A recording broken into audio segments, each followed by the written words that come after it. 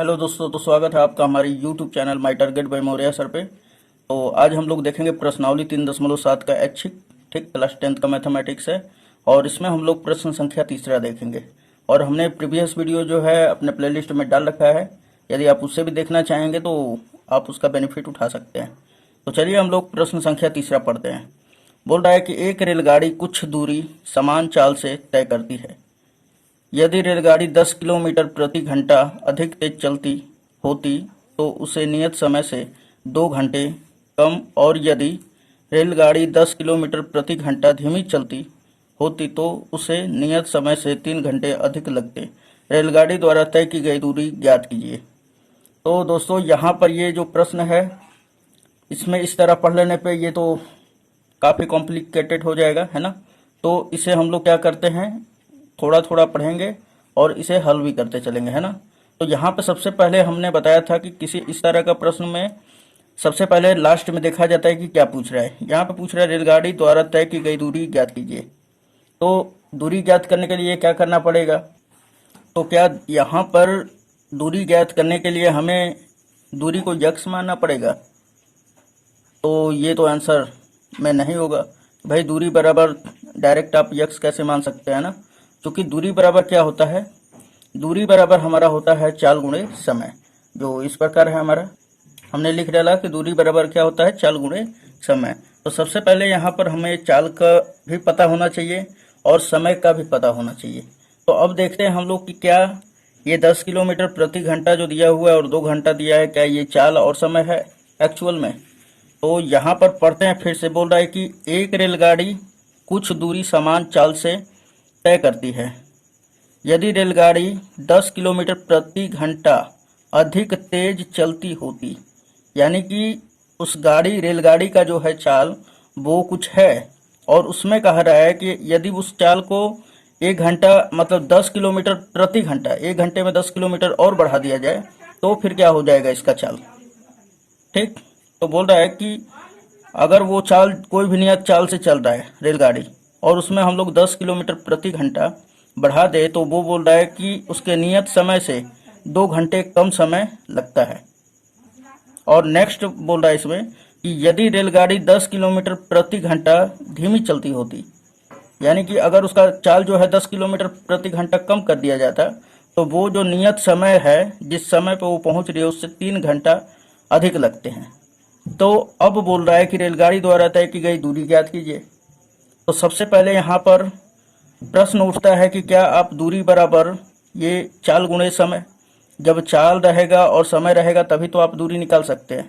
और यहाँ पर तो चाल दिया ही नहीं है, तो सबसे पहले यहाँ पर चाल को हम रेलगाड़ी के चाल को मानेंगे, है ना, और समय को भी मानेंगे। तो चलिए हम लोग इसको मान लेते हैं हम लोग।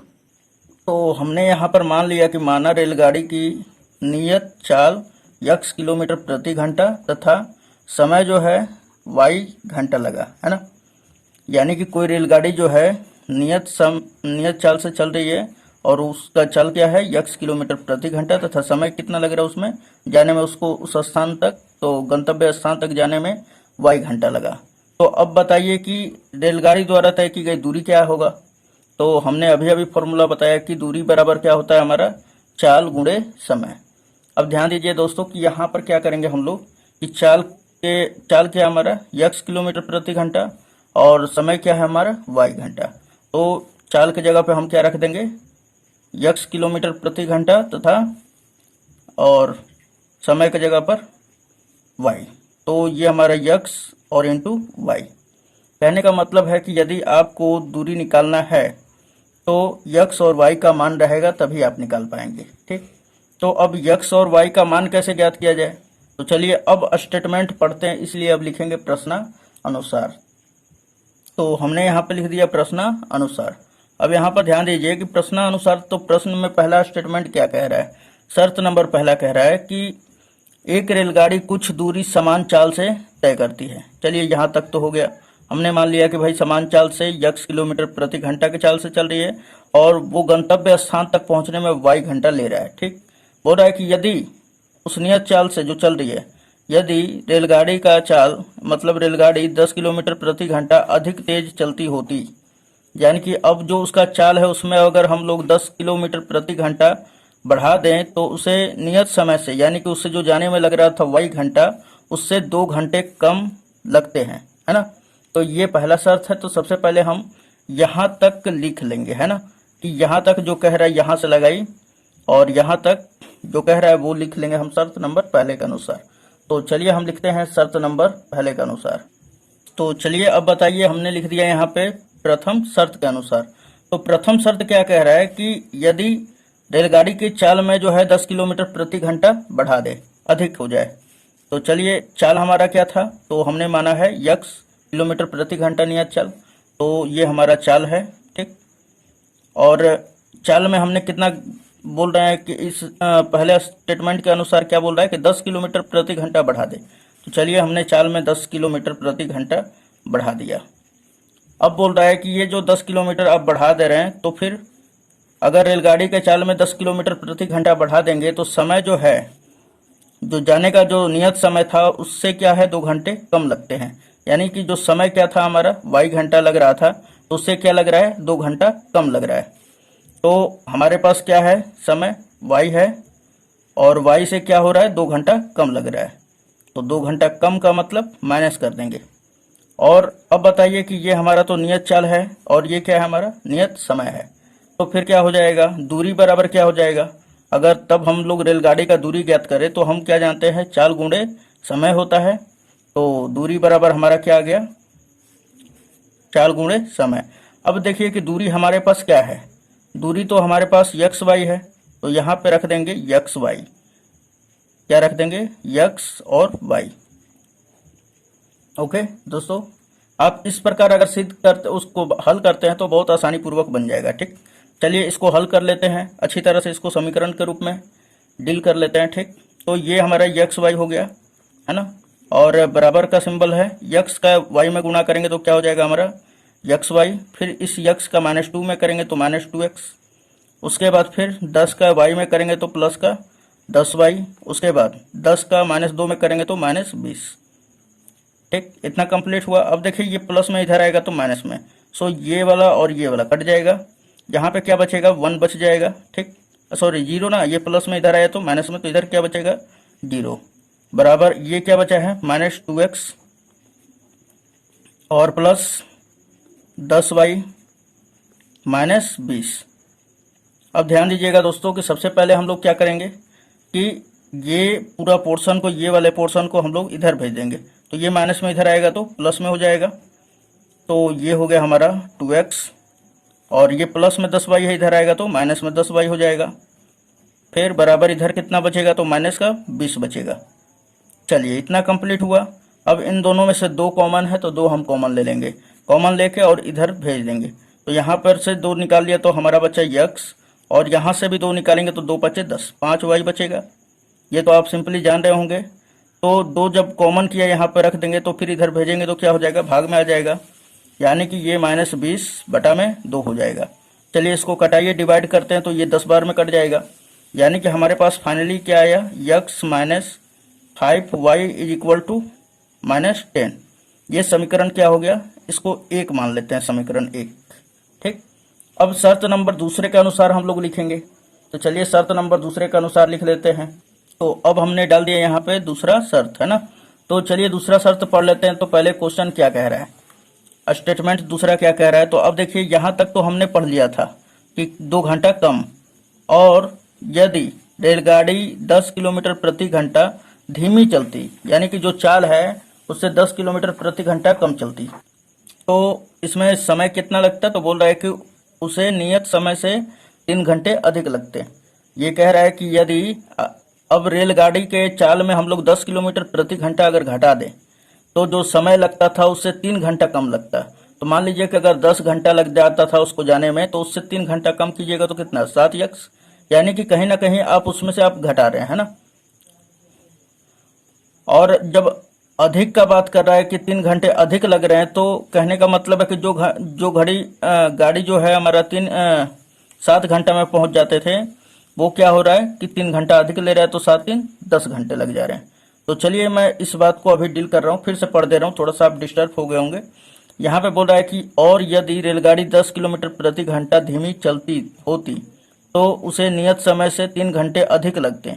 यानी कि उसका चाल जो है अगर 10 किलोमीटर प्रति घंटा कम कर दिया जाए तो वो जो समय से चल रही थी यानी कि 10 घंटे से चल रही थी तो 3 घंटे और अधिक लेगी, यानी कि 10 3 13 घंटे लग जाएंगे। तो यहाँ पे तो निश्चित समय तो है नहीं, तो समय हमने क्या माना है y, तो y में 3 अधिक हो जाएगा, है ना। कब? जब जो चाल है यक्स में से 10 किलोमीटर प्रति घंटा कम कर देंगे तो यहाँ पे धीमे चलने के लिए का मतलब धीरे धीरे उसका स्पीड कम करना।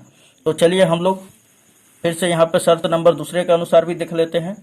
तो इस पे क्या कह रहा है हमारा कि यदि चाल को हम लोग क्या कर देते हैं 10 किलोमीटर प्रति घंटा कम कर देते हैं।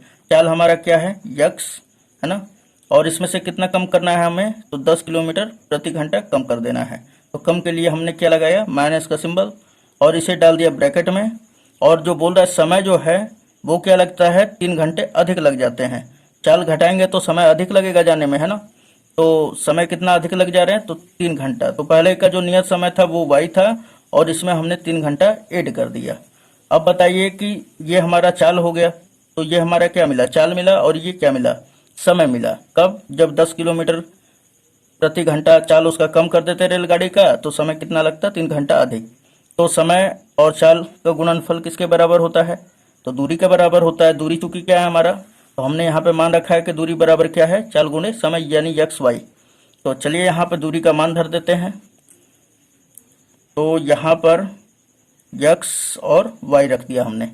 उसके बाद अब देखिए इसको आगे सॉल्व करते हैं हम लोग। तो पाते हैं हम लोग क्या कि यक्स वाई, ये तो हमारा क्या हो गया यक्स वाई, और बराबर का सिंबल हमने दिया। यक्स का वाई में गुणा करेंगे तो क्या हो जाएगा यक्स वाई, और यक्स का फिर +3 में करेंगे तो +3x।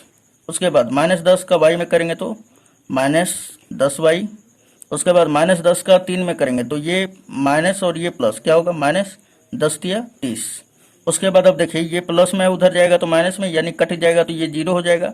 यानी इधर क्या बचा हमारा 0 बचा, बराबर ये हमारा बच रहा है 3x, और यहाँ पे क्या बच रहा है माइनस का 10y, और ये क्या है -30।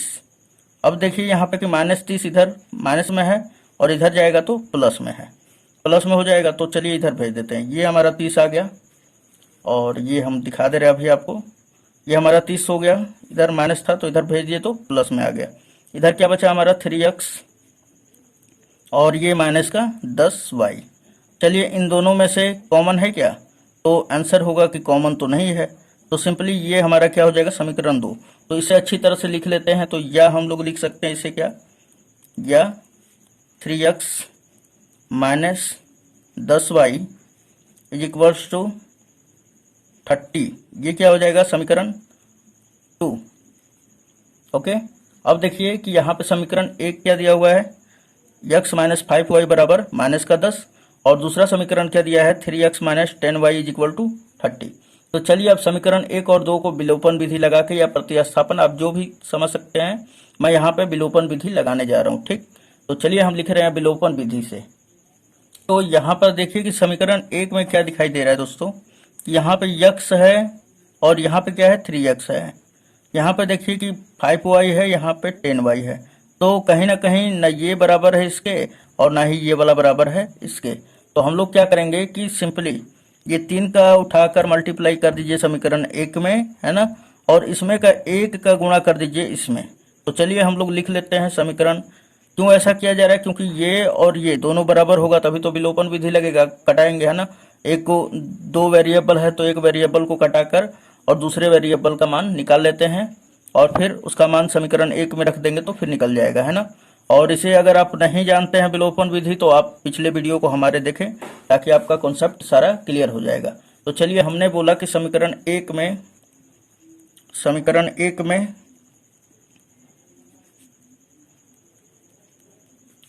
में हम लोग 3 का गुणा कर लेते हैं, फिर माइनस कर देते हैं समीकरण 2 में 1 का गुणा करके। ओके, इतना आप समझ गए होंगे अगर आप पढ़ चुके हैं तो चलिए समीकरण 1 में 3 का मल्टीप्लाई करते हैं। तो यहाँ पर देखिए इसमें अगर हम लोग 3 का मल्टीप्लाई कर दे तो क्या हो जाएगा 3x हो जाएगा। तो चलिए हमने लिख दिया यहाँ पर 3x, फिर माइनस क्या हो जाएगा, ये 5 दिया 15y, तो चलिए मैंने लिख दिया यहाँ पे 5 या 15y इज इक्वल टू, यहाँ पे -10 में 3 का गुणा करेंगे तो माइनस का 30 हो जाएगा। और दूसरा समीकरण में अगर हम लोग 1 का गुणा करते हैं तो कोई प्रभाव नहीं पड़ेगा, ये उसी तरह पूरा का पूरा उसी तरह उतर जाएगा, है ना। तो चलिए इसमें हम गुणा कर देते हैं, तो क्या है 3x - 10y is equal to 30। तो चलिए हम यहाँ पे लिख ले रहे हैं। सो हमने यहाँ पे लिख डाला कि 3x फिर -10y और बराबर क्या है, तो 30 के बराबर है। ठीक, यहाँ पे 30 हो जाएगा दोस्तों, यहाँ पर भी क्या है 30 हो जाएगा। अब उसके बाद फिर ये हमने सिंबल पार लिया और ये माइनस, जैसे यहाँ पे माइनस करते हैं तो सिंबल बदलने लगता है। तो यहाँ पे माइनस है, यहाँ पे प्लस इसके सामने, तो क्या आ जाएगा माइनस, ये माइनस है तो क्या आ जाएगा प्लस। उसके बाद ये यहाँ पर प्लस है तो क्या आ जाएगा माइनस। अब देखिए, तो अब हम लोग चिन्ह जो काउंटिंग करते हैं ना, नीचे वाला करेंगे, है ना। दूसरे समीकरण का जो है नीचे वाला साइन हम लोग प्रयोग करते हैं। तो ये देखिए, ये प्लस में है, ये माइनस में कट गया, क्या बचा हमारा माइनस का 15y और ये प्लस का 10y। बताइए -15 में से 10 घटेगा तो कितना, 5y बचेगा, लेकिन माइनस में कि प्लस में। तो आंसर होगा कि -15 जो है बड़ा है, इसलिए यहाँ पे सिंबल आएगा बड़े का, बराबर हो जाएगा हमारा। अब देखिए ये -30 है, ये भी -30 है, तो ये हो जाएगा -60, है ना। ये माइनस से माइनस कैंसिल आउट हो जाएगा, 5 इधर गुणा में इधर जाएगा तो भाग में, यानी कि 5 से हम लोग इसको कटाते हैं तो 12 × 5 = 60, यानी y का जो मान है हमारा कितना आया 12। चलिए y के मान को समीकरण 1 में रख देते हैं। तो हमने लिखा यहाँ पे समीकरण 1 से, किससे 1 से, बस इंडिकेटर चाहिए और ज़रूरी नहीं है, वो जो चेक करने वाला रहेगा वो समझ जाएगा। ठीक, तो समीकरण 1 क्या है हमारा, x - 5 और y के जगह पे क्या है हमारा 12 रख देना है यहाँ पे। चलिए यहाँ पे हमने y के जगह पे 12 रख दिया, बराबर क्या है हमारा माइनस का 10। अब देखिए ये 12 × 5 क्या हो जाएगा 60, तो ये हमने लिख दिया 60 और ये बराबर क्या है हमारा माइनस का 10। अब ये माइनस में उधर गया तो प्लस में, सो x इज इक्वल टू क्या हो जाएगा माइनस का 10 और प्लस का 60। जब घटा देंगे तो ये बचेगा 50, यानी x का मान हमारा कितना आया 50 और y का मान हमने कितना अभी निकाला है 12। तो अब बताइए हमें क्या ज्ञात करना था, रेलगाड़ी की दूरी ज्ञात करनी थी कि भाई रेलगाड़ी कितना दूरी तय करके गया। तो रेलगाड़ी का दूरी हमने निकाला था चाल गुणे समय, और चाल हमने माना था x और समय माना था y, घंटा लगा है। ठीक, तो चलिए यहाँ पे हम लिख ले रहे हैं कि दूरी बराबर क्या हो जाएगा, तो इस प्रकार हमारा दूरी जो है x × y था और x का मान आ गया है 50 और y का मान आ गया है 12। तो 50 का जब 12 में गुणा करेंगे तो ये कितना हो जाएगा 600, और आप जानते हैं दूरी किसमें होता है, तो किलोमीटर में होता है। ठीक, या मीटर में होता है, लेकिन यहाँ पे सब किलोमीटर में ही दिया हुआ है। तो उम्मीद है दोस्तों ये सारा का सारा आपको समझ में आया होगा और आप इसका अच्छी तरह से स्क्रीनशॉट ले सकते हैं। और ये देखिए ये है पहला स्क्रीनशॉट, उसके बाद ये दूसरा हो जाएगा। ठीक, और ये पूरा नीचे। ठीक, तो ये आपको कंप्लीट हो गया होगा, मेरा उम्मीद है कि आपको पूरा का पूरा समझ में आया होगा। तो आप क्या कीजिए कि इस वीडियो को अपने दोस्तों तक पहुंचाइए कि ताकि उनका भी हेल्प हो सके। ठीक है, और इस चैनल पर नए हैं तो चैनल को सब्सक्राइब करके बेल आइकन को हिट कर दे, ताकि ये सब वीडियो जो आने वाला है वो आपसे छूट ना पाए। तो चलिए मिलते हैं नेक्स्ट डे और नेक्स्ट वीडियो में। धन्यवाद।